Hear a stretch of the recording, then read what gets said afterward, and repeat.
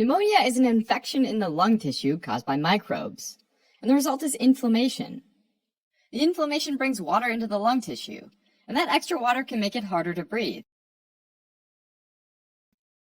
During inhalation, air reaches your lungs by traveling down your trachea. Then it continues through the bronchi and the bronchioles and ends up in the alveoli. The alveoli are tiny air sacs that look like tiny clumps of grapes that are wrapped up in a net of capillaries. This is where the majority of gas exchange happens in the lungs. Oxygen leaves the air in the alveoli and crosses into the bloodstream, while carbon dioxide leaves the bloodstream and then is exhaled out of the body.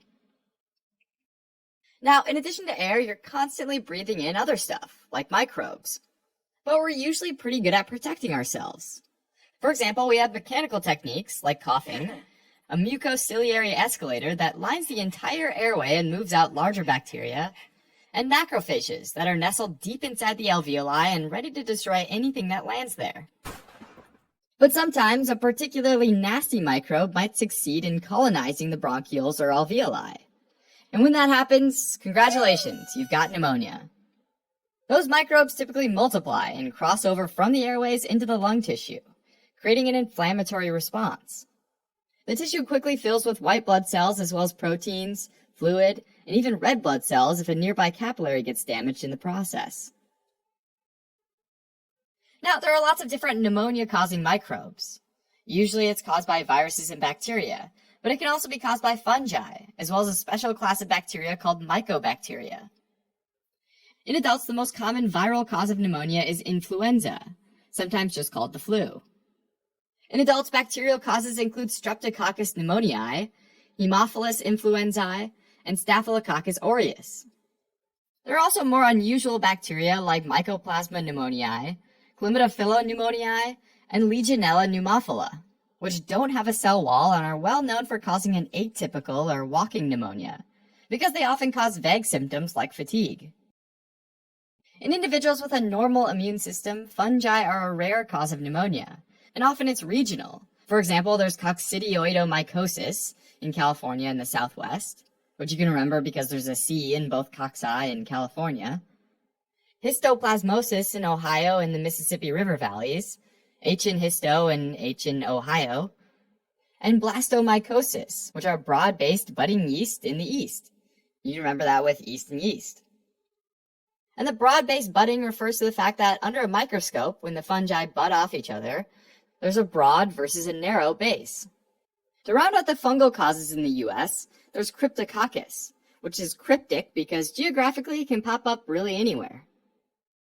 Now, one special fungal culprit is Pneumocystis jirovecii, which is a risk for immunocompromised individuals. Finally, there's mycobacteria, which are slow-growing like fungi, hence the myco in their name, even though they're still bacteria. The most well-known one is Mycobacterium tuberculosis, also just called TB. Now, pneumonia can also be categorized by how it's acquired. The most common is community-acquired pneumonia, and it's called that when a person gets sick outside of a hospital or healthcare setting. Next is hospital-acquired pneumonia, or nosocomial pneumonia, which is when a person gets pneumonia when they're already hospitalized for something else. This type tends to be more serious, because sick patients often have a weakened immune system, and the microbes in hospitals are often resistant to the common antibiotics. That's because hospitals bring together the bacteria that are often the most virulent, think great offense, as well as the most resistant, think great defense. And these bacteria are able to swap some of the antibiotic resistance genes with each other. A well-known example is methicillin-resistant Staphylococcus aureus, or MRSA. Non-resistant Staph aureus can cause pneumonia and other infections, but it can also be killed by common antibiotics, like ampicillin. MRSA, on the other hand, is resistant to many antibiotics, and is therefore harder to treat. Another category of pneumonia is ventilator-associated pneumonia, which is a subset of hospital-acquired pneumonia, but it specifically develops when ill individuals are connected to a ventilator. Oftentimes there's a biofilm, which is a mix of bacteria, sugars, and proteins that can coat a surface, that forms on the endotracheal tube. Individuals on a ventilator can't cough, and are often pretty sick already, so over time microbes can move from the tube directly into the lung and cause a pneumonia. Now, in addition to inhaling microbes, there are also other ways to develop pneumonia. Think about this. You're eating some French fries, and instead of swallowing one, you accidentally breathe it in. Informally, we call that going down the wrong pipe, but we could also say that you aspirated that French fry.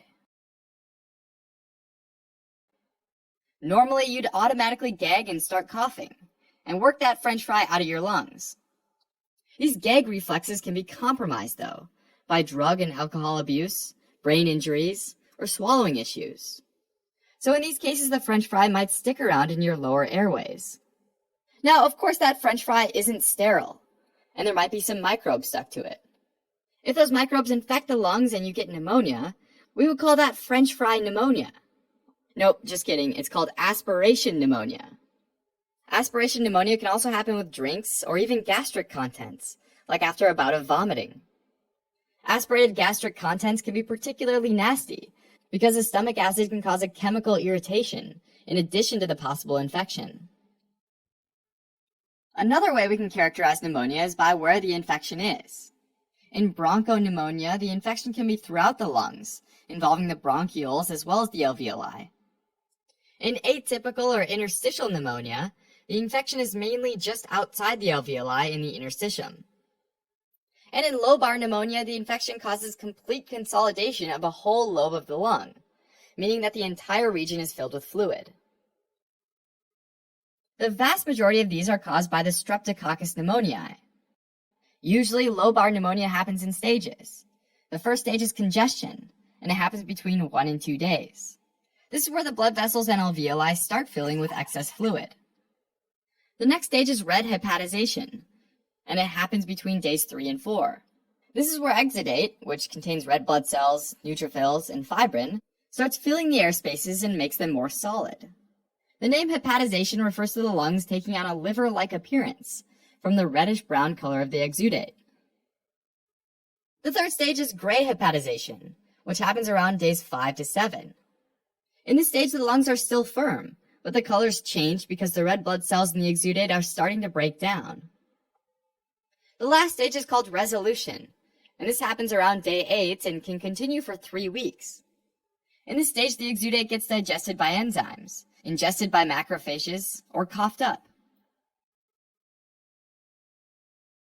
Pneumonia most often causes dyspnea, or shortness of breath, as well as chest pain and a productive cough, meaning that pus or bloody sputum might come up.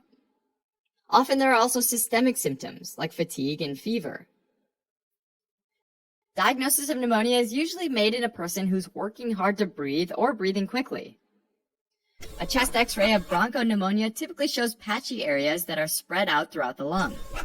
In atypical or interstitial pneumonia, the pattern is also often spread throughout the lungs, but it's often concentrated in the perihilar region and looks reticular, meaning there will be more line-shaped opacities visible in the chest x-ray.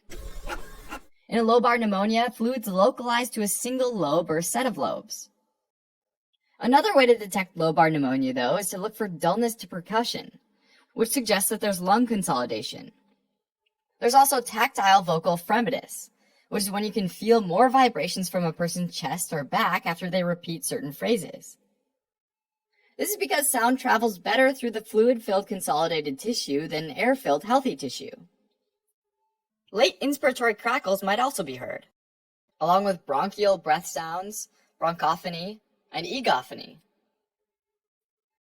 The treatment of pneumonia depends on the type and severity of pneumonia. Since bacteria are the most likely cause, antibiotics are often prescribed. In addition, cough suppressants and pain medications are often used to help with symptoms. Alright, as a quick recap, pneumonia is an infection of the lungs that results in air sacs being filled with fluid. The disease can be classified by being either community-acquired, hospital-acquired with some of those being ventilator-associated pneumonias, or aspiration pneumonias. Pneumonia can also be characterized by where the infection is in the lungs. Bronchopneumonia is spread throughout the lungs. Atypical or interstitial pneumonia happens in the interstitium around the alveoli, and lobar pneumonia usually infects an entire lobe of the lung.